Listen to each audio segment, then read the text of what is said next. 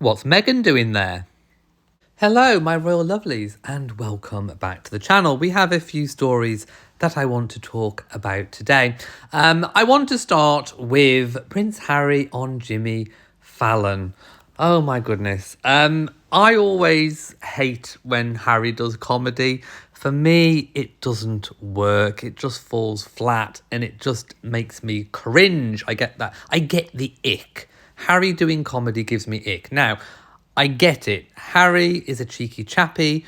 When he was a working royal, he used that element of charm, that cheekiness that he's always had to his favour, and it worked because you knew that he wasn't doing it for any ulterior motive. We spoke about this before on this channel. There was a huge difference between how Harry is perceived since he's left the royal family in terms of trying to use all of the charities and the ventures and everything basically as PR or to blatantly make money. And when he tries to use that element of comedy, now it just doesn't wash. It falls completely flat. I hated the James Corden sketch. Remember when they'd first sort of stepped back from royal duties and they'd moved to North America, and he did this extraordinary piece with James Corden. Now, I like James Corden. I find James Corden funny. I love Gavin and Stacey, the sitcom that he created with Ruth Jones, really big in the UK. And I love Carpool Karaoke. I hated the Harry sketch with Meghan. It all looked so contrived and it was not funny. It just simply wasn't funny. Again, I cringed. I got the ick. I had the same thing, the same feeling. I have literally just watched the Jimmy Fallon show with Prince Harry's sketch in it, the sort of Halloween-themed, Jimmy Fallon's Nightmares.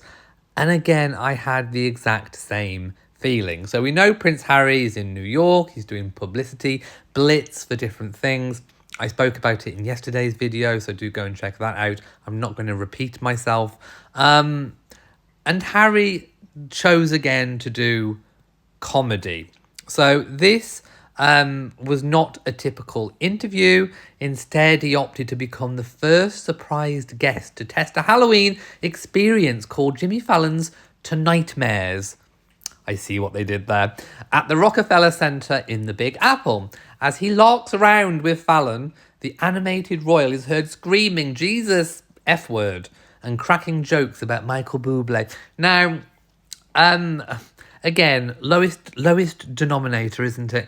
I don't think he should be on TV swearing. I mean, okay, the occasional F-bomb drops out when something happens, but you don't want to be going on TV dropping the F-bomb everywhere, do you? It's just not done, is it? It's unbecoming of Harry. Oh my goodness, when I think what he should be doing, and then you look at what he's reduced to now, what he's reduced himself to, I should add. This hasn't been done to him. He's done it to himself. Let's be clear about that. I'm under no illusions, my loves. He's reaping what he sows. Let's put it that way. So he goes around this, nightmarish house and he gets lots of jump scares. I've been in one myself. I've been to one of those jump scare houses. They are quite fun. He's got a camera strapped to him. He's sort of wandering around being terrified. At one moment, the camera looks up at his face because he's got this chest camera on. And he actually looks quite similar from the up angle. Very similar to Prince William, actually. You can definitely tell that they're brothers from the up angle of Harry. I will say that. So, bad news, William. you do actually look a bit like Harry. Does anyone else think that? Let me know in the comments. But anyway, his appearance has come on the TV show after he's carried out days of engagements in an East Coast blitz, of course, without his ball and chain, during the UN General Assembly High-Level Week and Climate Week. Now, I wonder if he's met Sarah Ferguson, because she's been there for Climate Change Week as well. I don't know if they've met up. I don't think I've seen any photos or heard anything, but it's not without the realm of possibility that they did meet up at some point. I would like to know. Anyway, the segment broadcast on US network NBC saw swear words bleeped out. Oh, they had the bleep. Meghan's foot was on the bleep machine, frantically pedalling, as Harry, who had a camera strapped to his chest, I wonder if that's the only thing he's had strapped to him, I don't know, appeared jumpy while maybe that's Meghan, maybe she wears the strap on, while wandering through the maze. The guest appearance came as his solo US publicity blitz without Meghan continues. Well, dare we? I think, when's he coming to the UK? Sunday, I think, possibly. Anyway, for the Well Child Awards. So Harry came onto the screen with a short exclamation as he scared Fallon, who was presenting at the time, dressed in a khaki shirt with the sleeves rolled up. Oh, maybe he's been examining cows. He does that at home, doesn't he? Prince Harry beamed as he said, while he usually was not easily scared, today might be different. Well, considering what he lives with. The pair both wore cameras attached to their chests and were scared by horrifying zombie-like figures. Again, he's probably used to that at home. In fact, at one point, I think I did actually see Meghan come out of one of the jump scares. So the Duke of Sussex said Jimmy before the figure appeared, prompting the prince to swear, which was bleeped out. Oh, and then there was this ridiculous bit where the two actors pretended that they'd only just seen Harry and knew he was there. Of course they knew that he was there. My goodness. And then he was talking about pandas and blah, blah, blah. Yes, I think it was just cringy. It was just completely and utterly cringy to me. I'm just not interested in it, to be quite honest. And it just doesn't watch. I mean, let me know. If you watched that and you actually enjoyed it, do let me know, because I really didn't. I couldn't wait for those 3 minutes or whatever it was to be over. I'm just looking at photos from it. No, it didn't do it for me. Not impressed. And now another story that's come out recently, which I think, well, I just want to talk about, is Boris Johnson, former UK Prime Minister. He's got a book out, his memoir, which is supposed to be quite explosive. Anyway, a story about Prince Harry has been revealed in it. So he's classed it as my manly pep talk with Harry. And this was at a time when he was bidding to stop Megxit, which is a first extraordinary revelation from the political memoir of the century it's been billed as. And this will be serialised exclusively by the Mail. So apparently, Boris Johnson has revealed that he was asked, this is the key detail, he was asked to give the Duke of Sussex a manly pep talk to convince him it would be a mistake to leave Britain for a fresh start abroad with Meghan. He revealed that in January 2020, just weeks after his landslide election, officials in Downing Street and Buckingham Palace believed he might be able to talk Harry out of his seismic decision to quit the UK and walk away from his royal duties. Boris wrote that there was a ridiculous business, or this was a ridiculous business, when they made me try to persuade Harry to stay. Kind of a manly pep talk, totally hopeless. The secret meeting, which underlines the close links between Number 10 and the Palace, took place in the margins of a UK-Africa investment summit in London's Docklands. It came just hours after the Duke gave an emotional speech in which he said he and Meghan were leaving with great sadness, but felt they had no other option but to step away from royal life. The two men met for 20 minutes without aids as Mr. Johnson tried to persuade the prince to reconsider. A friend said Mr. Johnson paid tribute to Harry's efforts on the Invictus Games and praised Meghan's work on their shared passion for promoting the education of women and girls in developing countries. He thought they were a great asset to UK PLC, and it was a real shame they were leaving when they were doing such great work, the friend said. It was a man-to-man conversation. They were totally alone, but Harry wasn't for turning. He was unpersuadable by that point. Boris, of course, succeeded in delivering Brexit, but couldn't stop Megxit. Right. And then the following day, Harry flew to Canada to reunite with Meghan. So a few things I want to talk about here.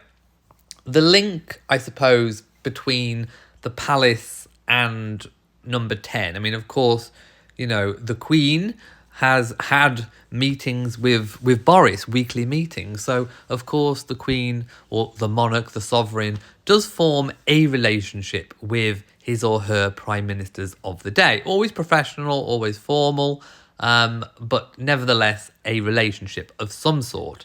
And I think Boris is quite a persuasive character. He's used persuasion quite a lot in his politics to get to where he got.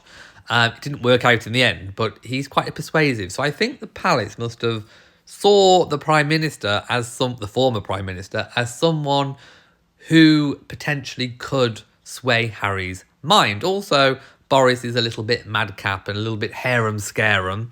And a bit of a rogue, a little bit like Harry has the tendency to be a bit of a rogue. So I think they thought that maybe there was a bit of a personality mix that could work.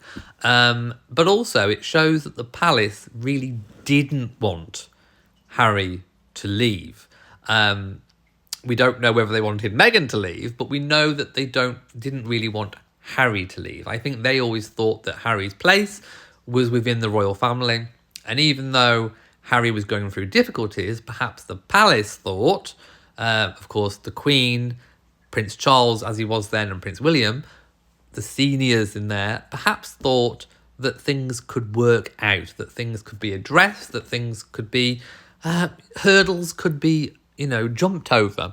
And I think at that point it shows that they were beyond trying to get Harry to stay, that they needed outside intervention, and they thought that Boris was the man to do it. Of course, Boris turned around and said he had a go, and it was completely hopeless. Harry's mind was set, and we know that that is one trait that Harry has inherited from Diana, is that stubbornness. If they're going to do something, then they will dig their heels in. The more you try and stop them, the more they dig in, the more they pull away.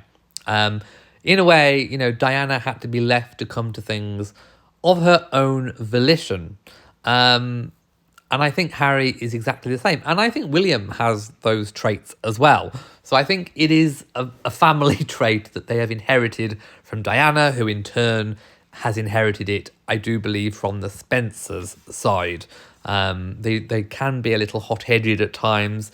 They can have a bit of a temper, and they can be quite quick and rash to make decisions and act and ghost people. Diana was famous for ghosting people. I mean, I love Diana. I've said before, I love her, but she did have some traits that were, less desirable. And, one of them was that if someone offended her or she perceived them as upsetting her or doing her wrong, then she would just ghost them, she would blank them. And we've seen examples or heard examples of Harry doing the same to his friends or former friends in the UK.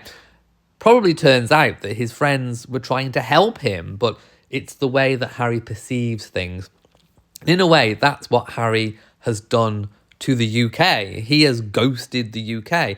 If he perceives that the UK, the government, the institution of monarchy, the people have rejected him, even though he's wrong, he's completely wrong in that assumption, but he's then taken umbrage, he's got the hump, and he has ghosted Britain by moving away, technically, and then only wants to return of his own volition for his own ends to do whatever it is that he wants to do on his terms, when he's obviously got a very short memory of the fact that everything that he's got to this day is because of his position within the royal family.